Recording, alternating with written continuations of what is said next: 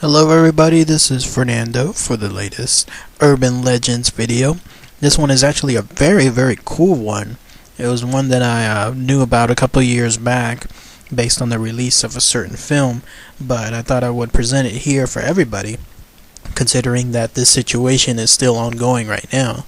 Now, the urban legend involves, is there really a real-life Silent Hill out there in the U.S.? And the answer is not exactly 100%, but to a large extent, yes. There is truly a Silent Hill, because this town that I'm going to talk about inspired both the creators of Silent Hill and then also, of course, the subsequent movies. And I'm talking about the town that's called Centralia, Pennsylvania. And the main reason for this is, with regards to this inspiration for a real-life Silent Hill, is twofold. One was the fact that there's an ever-present shroud of fog that comes, well, not really fog, but steam and gas that looks like fog that comes from the ground due to a fire that was underneath the ground that has lasted for well over 4 or 5 decades now. And two, because you have a mass evacuation of the town, much like with regards to Silent Hill. In other words, people disappearing left and right due to evacuation, making it seem like, I don't know, like they're literally swallowed up by the earth. Now, when I'm talking about Centralia, Pennsylvania, it's a place that used to have a good average size population of whatever small urban town city is back in the 50s. But what started this all was back in the 60s, a fire started under an underground mine, coal mine vein that has never been extinguished, and we're talking well over 5 decades later. It still is existing. The reason for this is because there's two theories with regards to this. Either A, some firefighters were setting looks like a local trash bin of some sort, or a landfill, on fire to get rid of some of the trash itself, and one of the fires, or one of the embers, caught part of this coal mine vein sticking out close to the ground, and that started a chain reaction. For those that aren't aware, coal itself and any types of veins are miles long. If you essentially find anything involving a coal mine vein, then you have miles and miles of it underneath. That's why people that are in the coal mining business look for these veins, because once they find one, they'll know that they'll be in business for years on end. And also, with regards to coal, it burns for a long time. Anybody who has, of course, done any barbecue out there uses variants of coal whenever they're cooking barbecue. You know that those things can burn for hours on end, and that's just a small potency of what they are. This is why once this vein was lit, it has continued now for well over 5 decades. So you have version A, which is the firefighters accidentally starting the fire due to them burning the trash pile, the landfill, and the other one was actually a regular common day trash hauler. Apparently they were dumping hot ash or coal from their own, I guess, barbecue pit, some kind of coal burners that they were using, and they were dumping it into the same trash pit, and some of those burned off pieces hit the same vein, and it started from there. Now, what's cool about this is that with regards to the coal burning and going on in the ground, nobody really knew that this was happening for almost, say, over 15 years, almost 20 years in fact. Fast forward from 1962 to 1979, and the first time anybody was aware that this was going on really happened by accident. The legend goes that there was a gentleman, mayor at the time of that town, named John Coddington. He was placing a dipstick into one of the underground tanks, one of the underground fuel tanks, to check the fuel level, and when he popped it back out, he suddenly felt that it seemed a lot hotter than before, and so he lowered his own thermometer down there, And when he pulled it back out, he was surprised to find that the thermometer read 172 degrees. That, of course, is not normal. It should be as big of an alert as ever. So all of a sudden, people started to realize that, hey, something is happening down underneath where they live.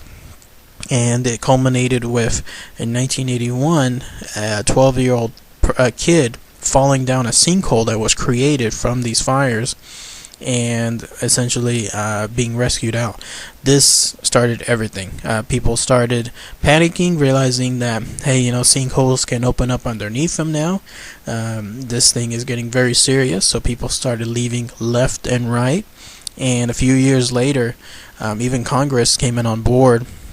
Realizing that the mass evacuation of the city would be needed, they allocated a whole bunch, millions and millions of dollars for relocation efforts, and everybody moved to nearby towns or nearby locations, and that's where this town was essentially abandoned from scratch. Literally, this town went from a population of several thousand to now a population of 11. So again, the main factor of influencing Silent Hill is the whole town essentially being abandoned so quickly. The second factor comes from those plumes, those fog-like plumes that come from the ground. The heat being generated from this everlasting coal creates so much heat that there's smoke, there's gas, there's these plumes of gray smoke that come out of the ground that cover miles and miles of the town itself. Now, it's not as bad as say anything depicted in Silent Hill, of course, but if you use your imagination, you can see, when you have a town and portions of it are surrounded by these plumes of smoke, you can see where the influence came from on there. So very, very interesting, very cool stuff. Also, those 11 people, you always have some loonies that essentially stay on board anything, and interestingly enough, they still live there to this day, and this is to the point where there's no police force, there's no post office, there's no real stores that are there. I don't know how these people still live in this town, being just 11 residents. My guess is that they work and of course get their supplies from another place, but they're still there. They're still holding meetings. As recent as 2011, these 11 people are apparently still holding council meetings. They consider themselves a council now. They're voting on stuff related to the town, but what are you going to do? Some people will always be on certain things to the bitter end. But anyways, you've seen some really, really cool pictures. Of course, there's this one with showcasing the damage to the road because of the extreme heat that's underneath the ground. It's warping the concrete with regards to the abandoned highway. The highway also, as a brief note, was completely abandoned, the one leading to Centralia, because of the government, of course, wanting to make sure that nobody moved back into that town or traveled back into that town. So the road to get there was completely abandoned. And so as the years went by, the heat has stayed and has been within the ground, and so it's caused the concrete that you see here to warp itself. You also see this other picture with regards to a more recent shot.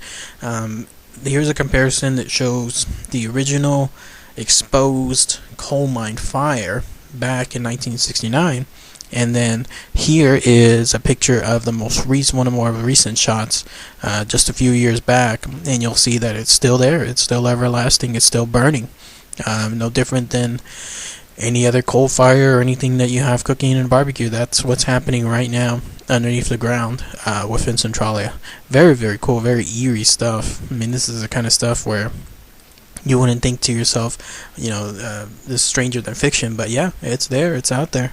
A real life town that inspired Silent Hill. Here's a cool shot too of, it looks like the satellite photo of the abandoned highway. You can see how the shrubbery, the wood, the forest has completely taken over some portions of the highway itself. there are still places you can visit. Obviously, tourists go there, so there are areas that you can drive by and get there. But you'll see what the effect of what sudden abandonment does to any kind of infrastructures, which is a cool reminder, essentially, of how keeping things up to date, keep things going. Otherwise, if you abandon it, it just goes on the wayside and nature takes over. And this is a pretty cool shot. This shows the end of that highway leading to Centralia completely taken over by the shrubbery. It was piled over with dirt, and everything else is just nature taking over on there. Very, very cool stuff. So yeah, that's the urban legend. Was there a town that inspired Silent Hill? And the answer is yes. Centralia, Pennsylvania. Anyone who's out there who has visited, or who has known anyone that has visited, please post comments below. Share them with everybody on there. If I'm ever by that area, I would love to be able to go there anytime soon. But we'll see. Otherwise, pretty cool concept.